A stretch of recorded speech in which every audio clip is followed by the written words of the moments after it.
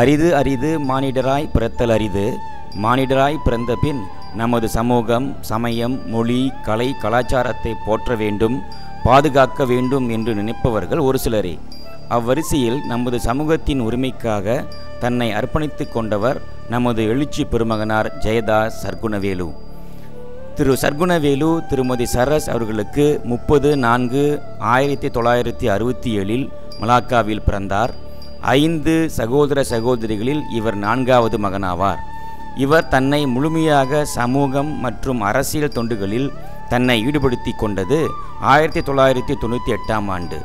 நாட்டில் நிகழ்ந்த ரிஃபார்மாசி காலகட்டத்தில்தான் கேடிலான் கட்சியில் தன்னை ஈடுபடுத்தி கொண்டார். சமூக பணிகளில் காலடி எடுத்து வைத்தார். இக்காலகட்டத்தில் தான் டத்தோஸ்ரீ அன்வார் இப்ராஹிம் தொடர்பும் இவருக்கு கிட்டியது. இவருடைய வாழ்க்கை பயணத்தில் 9 தடவை போலீசால் கைது செய்து சிறைச்சாலையில் அடைக்கப்பட்டார் என்பது மிக மிக முக்கியமான நிகழ்வாகும். 25/3/2003 ஃபெடரல் நீதிமன்றத்தில் குண்டு வைப்பு மிரட்டல் தொடர்பாக கைது செய்யப்பட்டார். திரு ஜெயதாஸ் அவர்கள் திரு உதயகுமாருடன் நெருங்கிய தொடர்புடையவர். அஞ்சா நெஞ்சம் கொண்ட திரு உதயகுமாருடன் police watch and human rights குழுவுடன் முழுமையாக செயல்பட தொடங்கினார். 17/4/2003 பிளாக் 14ஐ முன்னிட்டு ஏற்பாடு செய்யப்பட்ட பேரணிக்காக சுஹாக்கம் அலுவலகத்தின் முன் 2வது தடவையாக கைது செய்யப்பட்டார். பிறகு 30/4/2003 போலீசாரின் அராஜகத்தால் தடுப்பு காவலில் மரணமுற்ற பிரான்சிஸ் உடையப்பன் நீதி போராட்டத்திற்காக பிரிக்ஃபீல்ட்ஸ் காவல் நிலையத்திற்கு சவப்பெட்டியை கொண்டு வந்தமைக்காக கைது செய்யப்பட்டார். தொடர்ந்து ஆகஸ்ட் 2007 மலாக்கா தம்பா பயா பேச்சியம்மன் ஆலய உடைப்பை எதிர்த்து மலாக்கா முதலமைச்சரிடம் மகஜர் கொடுக்கும் பொழுது 4வது முறையாக இவர் கைது செய்யப்பட்டார். 25 நவம்பர் 2007 நமது வரலாற்றில் மிக முக்கியமான நாள். நமது ஆற்றலையும் ஆதங்கத்தையும் துணிச்சலையும் ஒற்றுமையும் இந்த அம்னோ அரசாங்கத்திற்கு பறைசாற்றிய நாள். இந்நிகழ்வின் வெற்றிக்கு பாடுபட்டவர்களில் ஜெயதாஸ் அவர்களும் ஒருவராவார். அதன் பிறகு 16/3/2007 ISA சட்டத்தின் கீழ் கைது செய்யப்பட்ட 5 இன்ட்ராஃப்ட் தலைவர்களை விடுவிக்க நாடாளுமன்ற வளாகத்தில் நடைபெற்ற ரோஸ் ரேலேயில் 5வது தடவையாக ஜெயதாஸ் மீண்டும் கைது செய்யப்பட்டார்.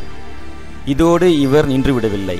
கம்போங் பண்டான் மக்களின் வீட்டு பிரச்சினை தொடர்பாக DBKL நிர்வாகத்தினரிடம் தைரியமாக குரல் கொடுத்தவர்களில் இவரும் ஒருவராவார்.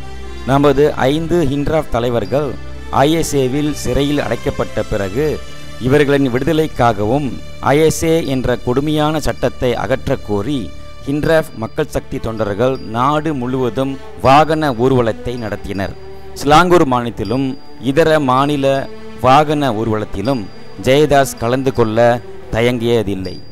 அதே வேளையில் நமது 5 வீரர்களும் விடுதலையாக வேண்டும் என்ற எண்ணத்தில் சில ஹிண்ட்ராஃப்ட் மக்கள் சக்தி தொண்டர்களுடன் இணைந்து இவரும் முடி காணிக்கையை செய்து கொண்டார். ஹிண்ட்ராஃப்ட் மக்கள் சக்தி போராட்டம் ஒரு தர்ம போராட்டம், அஹிம்சை போராட்டம்.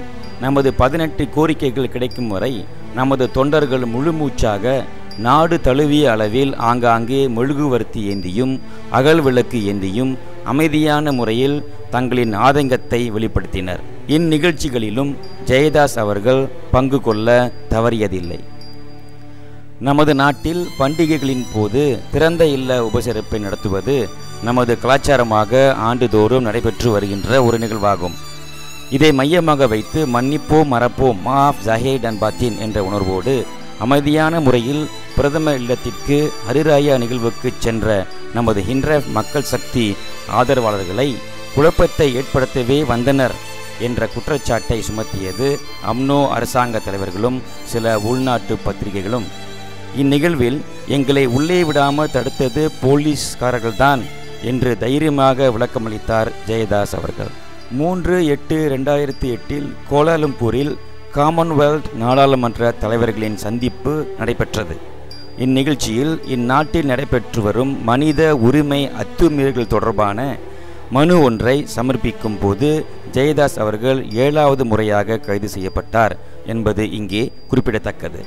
தீபாவளி கொண்டாட்டத்திற்கு முன்பதாகவே நமது 5 தலைவர்களையும் விடுதலை செய்ய வேண்டும் என்று திரு வேதமூர்த்தியின் ஒரே மகளான வைஷ்ணவி வேதமூர்த்தி நாட்டின் பிரதமருக்கு ஒரு விண்ணப்ப கடிதத்தை கொடுக்க சென்றபோது அநியாயமாக 10 பேர் கைது செய்யப்பட்டனர். இதில் 7 வயது வைஷ்ணவியும் அடங்கும். ஜெயதாஸ் அவர்களும் கைது செய்யப்பட்டார். இது இவருடைய 8வது சிறைவாசமாகும். இவர்கள் அனைவரும் தீபாவளி முதல் நாளன்று புத்ராஜயாவில் விடுவிக்கப்பட்டனர். 13 டிசம்பர் 2008 நமது 5 தலைவர்கள் ISAவில் கைது செய்யப்பட்டு ஓராண்டு காலம் பூர்த்தியாகியது. இவர்களின் தியாகத்திற்காகவும் விடுதலைக்காகவும் சிறப்பு பிரார்த்தனை பத்துமலை கோவிலில் நடைபெற்றது. இதில் 108 சிறிய அகல் விளக்குகளும் நமது 18 கோரிக்கைகளை முன்னிட்டு 18 பெரிய அகல் விளக்குகளும் ஏந்தி 1000க்கு மேற்பட்டோர் பத்துமலை படியேறி முருகனை பிரார்த்தனை செய்தனர். இதற்கு மறுநாள் 14/12/2008 நமது 5 தலைவர்கள் விடுதலைக்காகவும் 10 பேர் கொண்ட நமது தொண்டர்கள் உண்ணாவிரதத்தை கோம்பாக் காளிகாம்பாள் ஆலயத்தில் மேற்கொண்டனர். இந்த உண்ணாவிரதத்தில் ஜெயதாஸ் அவர்களின் உடல்நிலை மிகவும் பாதிப்படைந்த போதிலும் தனது உண்ணாவிரதத்தை கைவிடவில்லை. இவ்வேளையில் உண்ணாவிரதம் இருந்த அந்த 10 தொண்டர்களையும் ஹிண்ட்ராஃப் மக்கள் சக்தி தலைவணங்குகின்றது. 6/7/2008 எண்ணெய் விலை உயர்வை கண்டித்து கிளானா ஜயா அரங்கில் ஒரு நாள் பேரணி நடத்தப்பட்டது.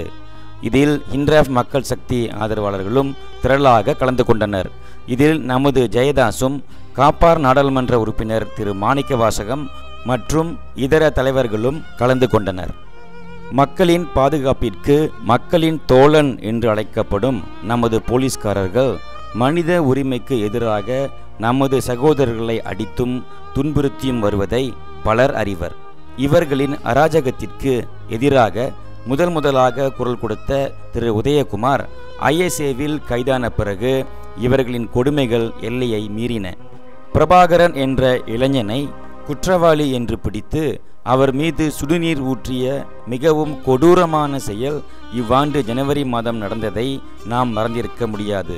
இதற்கு குரல் கொடுத்தவர்கள் மாண்புமிகு மாணிக்கவாசகமும் மனித உரிமை வழக்கறிஞர் திரு சுரேந்திரனும் ஆவார். இவர்களுடன் நமது ஜெயதாஸ் உடனிருந்தார் என்பது குறிப்பிடத்தக்கதாகும். இதற்கு பிறகு மீண்டும் போலீஸ்காரர்களின் அராஜகம் ஓயவில்லை. இதற்கு நமது மலாய் சமூக நண்பர்களும் பலியாகினர். அன்வார் பின் மன்சூர் கில்லான் தென்கு அம்பான் ரஹிமாவில் போலீஸ்காரர்களின் தாக்குதலுக்கு ஆளாகி கடந்த மார்ச் மாதம் சேர்க்கப்பட்டார். இதற்கு பலர் எதிர்ப்பு தெரிவித்தனர். போலீஸ்காரர்களின் அட்டூழியத்தின் உச்சக்கட்டம்தான் இளைஞன் குகன் சிறையில் அடித்து கொல்லப்பட்டான். குகனின் உடல் மண்ணுக்கு சென்றது. கொலை செய்தவர்கள் இன்னும் வெளியில்தான் உள்ளனர். தண்டனை இன்னும் வழங்கப்படவில்லை. மலேசியா புலே என்பது இதற்கு சிறந்த உதாரணமாகும். இதற்கு முற்றுப்புள்ளி வைக்க புறப்பட்டதுதான் பிரிக்ஃபீல்ட்ஸ் போலீஸ் நிலையத்தில் நடைபெற்ற மாபெரும் போலீஸ் அறிக்கை செய்யும் நிகழ்வாகும். நியாயத்தை கேட்டால் நமக்கு கிடைத்தது இரசாயன நீர்தான். 18 பேர் கைது செய்யப்பட்டனர். 9வது முறையாக ஜெயதாஸ் கைது செய்யப்பட்டார். இது மட்டுமின்றி திரு உதயகுமார் தொடர்பான அனைத்து நீதிமன்ற வழக்குகளிலும் நாம் தவறாமல் ஜெயதாஸை காணலாம். மற்றும் நாடாளுமன்றத்தில் மனு சமர்ப்பிக்கும் இதர நிகழ்வுகளிலும் நாம் இவரை கண்டிப்பாக காணலாம். ஹிண்ட்ராஃப் மக்கள் சக்தி மற்றும் GMI உடன் ISA எதிர்ப்பு போராட்டத்திலும் ஜெயதாஸ் அவர்கள் தன்னை ஈடுபடுத்தி கொள்ள தவறியதில்லை.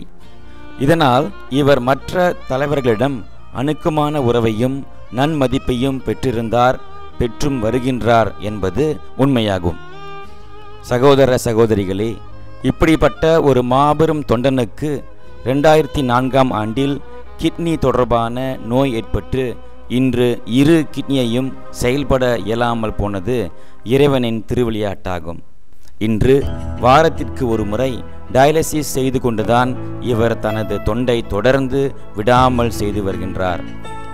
உடல் நலத்தை பெரிது என்று எண்ணாமல் சமூகத்திற்காக உரிமை குரல் எழுப்பி வரும் ஜெயதாஸ் அவர்களே, உமது சேவை தொடர வேண்டும். இவரின் பணி தொடர அனைவரும் ஒன்று சேருவோம். இயன்ற அளவு நன்கொடை அளிப்போம். மாபெரும் சமூக தொண்டனை காப்பாற்றுவோம். உடல் நலம் பெரிதென்றெண்ணாமல் இனநலங்காக்க புறப்பட்ட புயலே, பாதாள சிங்கமே, நீ யாற்றும் செயலனைத்தும் நிலை பெற்று புகழ் பெறட்டும்.